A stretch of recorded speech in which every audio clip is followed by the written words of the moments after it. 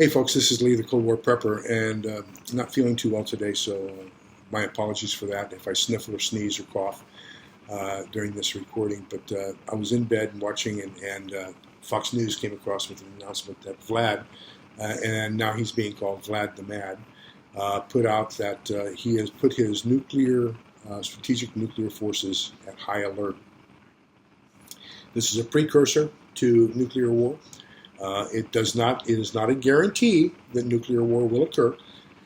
Like I've said in my previous videos about precursors and successors, this has to happen before this can happen, but because this happens, does not guarantee that this will happen. So this is one of those things that says this is that slippery slope. We're sliding down it right now, and things could get bad, but it doesn't mean they have to get bad.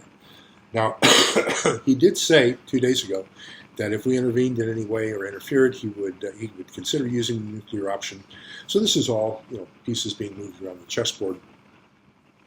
He said that Germany sent in some Stinger and Javelins, anti-tank and anti-aircraft rockets and missiles, and so this is all going back and forth. Right now, Russia is not sure about what's going on. They're doing some peaceful demonstrations against Vlad. There's a lot of countries where there's a lot of demonstrations against Vlad. There's rumors now, and take this with a grain of salt because there's disinformation going to be coming from both sides, that there are Russian soldiers who are throwing down their arms and defecting over to the Ukrainians because they don't know what they're fighting for.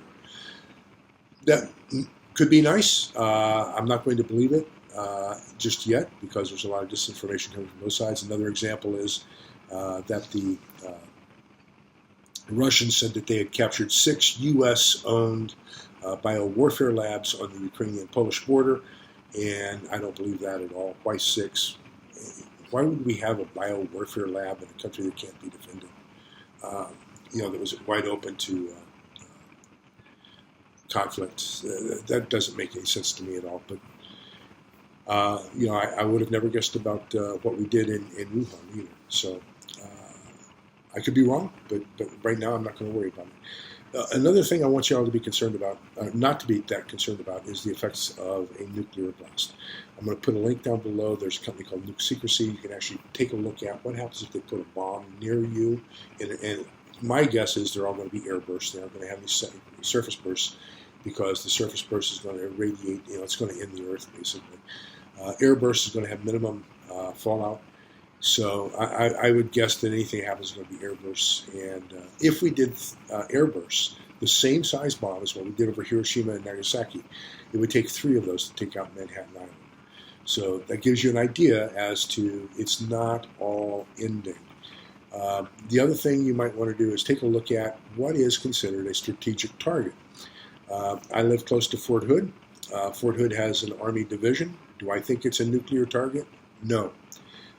Because in order for it to be a threat to Russia, they're going to have to take that, move it from Fort Hood, move it to either an airport or to a port, put it on either an airplane or a boat, get it through all the defenses, whether that be air defense or surface defense, naval surface defense, and get it there and land it, and then they might become a threat.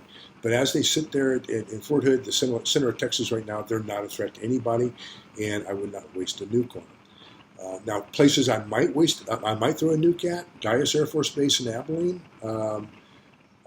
Minot Air Force Base in North Dakota. There's 2 Air Force bases. I believe it's Childress. I'm not sure what the other one is in Missouri, home of the B-1 and B-2.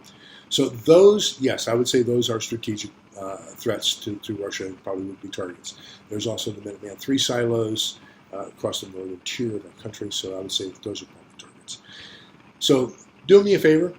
First, consider what is really a strategic target near you. Get down in the link below and play with that. See whether it's going to have any devastating effect on you. Number 1, don't panic. Number 2, check your plans. Make sure that you have any gaps filled in, and communicate with your family about what you're going to do in case this does end up being a slippery slope and we do go down into something else. So, with all those precautions, I hope you have a great Sunday. This is Lee, the Cold War Prepper, saying stay safe.